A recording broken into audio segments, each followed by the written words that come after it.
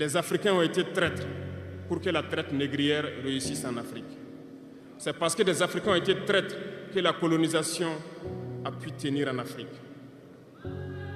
Interrogeons l'histoire, nous le verrons. Lumumba, Patrice Lumumba a été trahi parce qu'il a osé tenir tête. Et ces mêmes télévisions belges sont venues au Congo pour quelques billets tendus à des individus au Congo pour une interview pour contenter leur population. Et vous avez pu suivre ça. Lumumba nous dérangeait, il est mort, on est content. C'est de la traîtrise. Beaucoup d'autres héros sont tombés pour que nous soyons là aujourd'hui. Et c'est une technique de l'impérialisme, de faire peur aux autres en menant des actions pour réellement créer la terreur. Ça n'a pas commencé aujourd'hui. Je vous prendrai l'exemple d'un guerrier qui s'est battu, Victor Biakaboda. Lisez, vous comprendrez. Il est issu d'une famille de chefs, pas de la chefferie donnée par le colon. Il était un enfant digne. Il a fait ses études au Sénégal, je crois. Il est venu médecin en Guinée et lorsque le RDA a été créé, il a rejoint la Côte d'Ivoire pour mener le combat contre les impérialistes, contre les envahisseurs, contre le colon. Il a essayé d'organiser la société ivoirienne. Partout, les gens ont commencé à porter la voix. Il y avait en son temps un général Péchou qui a fait massacrer les populations ivoiriennes pour que jamais cet esprit de liberté ne puisse germer.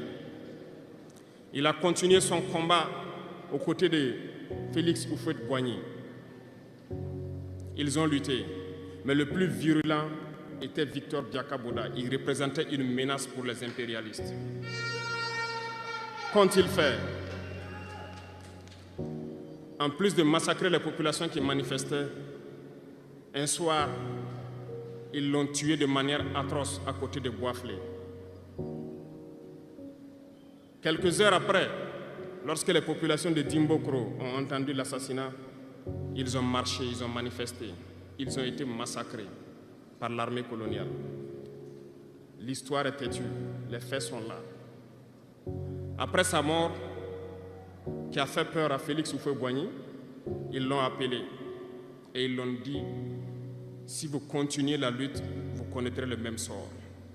Il a eu peur et il s'est rallié à l'impérialisme. Il a été nommé ministre en France et plus tard il est venu prendre les rênes de la Côte d'Ivoire. Et ils l'ont utilisé pour éliminer beaucoup d'autres personnes qui osaient lever la voix. Et je pense que Thomas Sankara est un bel exemple.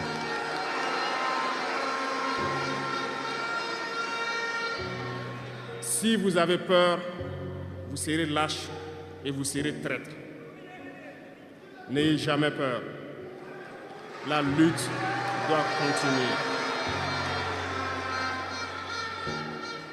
Il y a beaucoup d'autres exemples à travers le monde. Et il y a ce phénomène qu'ils ont aussi utilisé depuis belle lurette et qu'ils continuent d'utiliser. Voyez-vous, certains individus, par exemple, se sont retrouvés dans d'autres pays et créé, soi-disant, un gouvernement parallèle au gouvernement du Mali. Vous avez entendu cette histoire.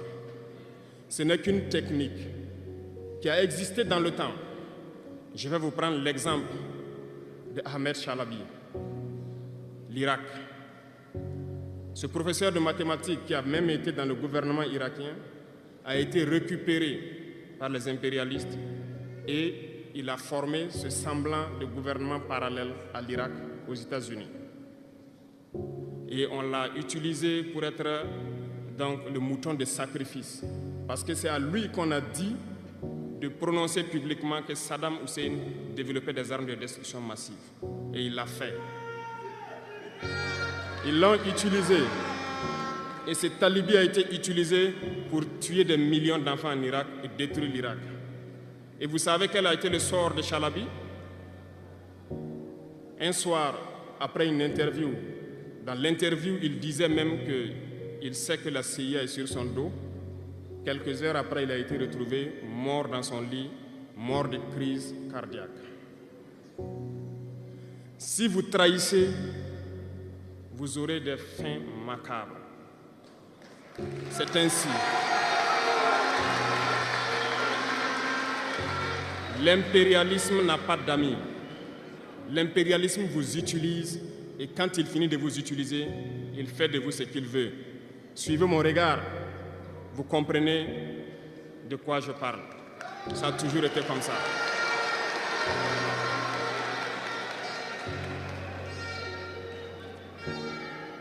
Le troisième vice que je vous invite à vous départir, c'est l'incompétence. Ah, je reviens encore au mot du slammer qui a marché sur ma langue. L'incompétence, vous comprendrez de quoi il s'agit. L'incompétence est un phénomène très dangereux qu'ils ont utilisé pour détruire la société africaine. Dans nos administrations, il y a beaucoup d'incompétence. Reconnaissons-le. Les incompétents ont beaucoup de place à côté de l'impérialisme. Parce que les incompétents peuvent plomber le développement d'un pays. Les incompétents peuvent vous amener à douter de vous. Les incompétents aiment la facilité. Les incompétents aiment tout pour eux seuls. Les incompétents n'aiment pas ceux qui sont compétents. Ils n'aiment pas ceux qui innovent, ceux qui cherchent. Les incompétents sont dangereux. Lorsque vous êtes éclairé, l'incompétent ne vous aime pas. Lorsque vous voulez innover, l'incompétent ne vous aime pas. L'incompétent sait reconnaître celui qui est compétent et il va le combattre jusqu'à son dernier souffle parce qu'il a peur de celui qui est compétent.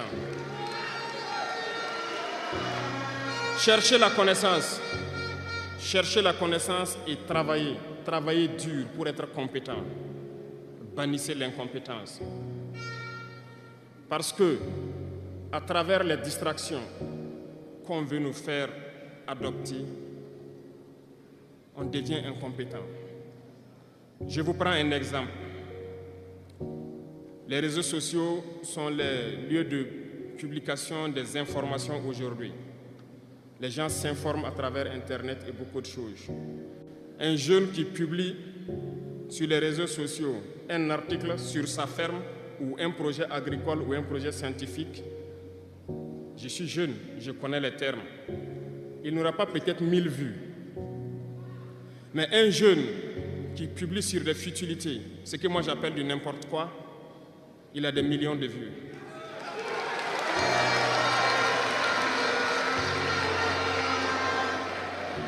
Justement, comme disait le jeune slammer, on veut vous faire perdre du temps dans les futilités.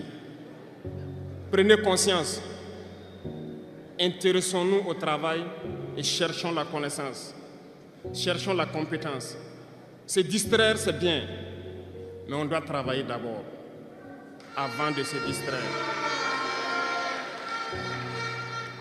Cherchez la connaissance, sinon vous perdrez du temps à ne rien faire. Et la jeunesse, c'est l'époque, c'est la période où il faut exploiter son temps à bon escient. Les impérialistes le savent. Voilà pourquoi ils vont multiplier tout ce qui est événement de distraction. Ils vont multiplier tout ce qui est événement qui peut vous détourner du travail pour que vous soyez des incompétents.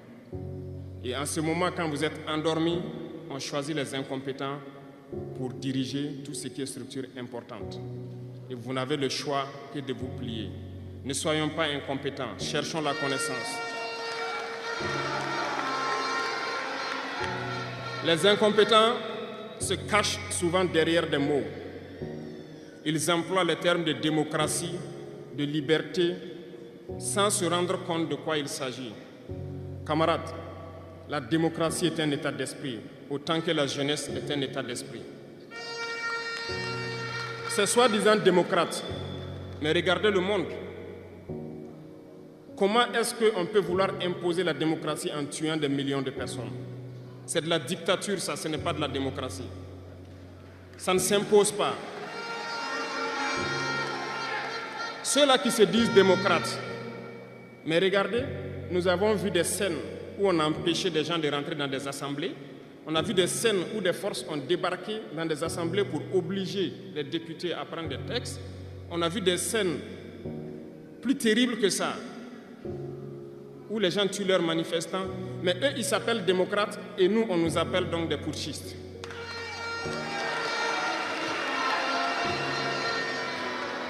Si c'est ça la démocratie, je répète, nous ne voulons pas de cette démocratie.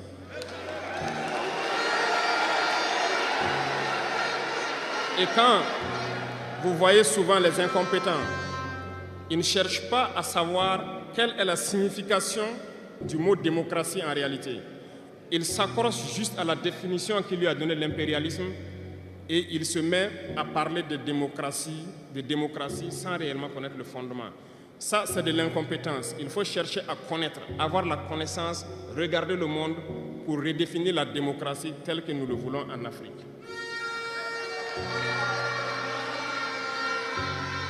Les incompétents se cachent derrière les libertés.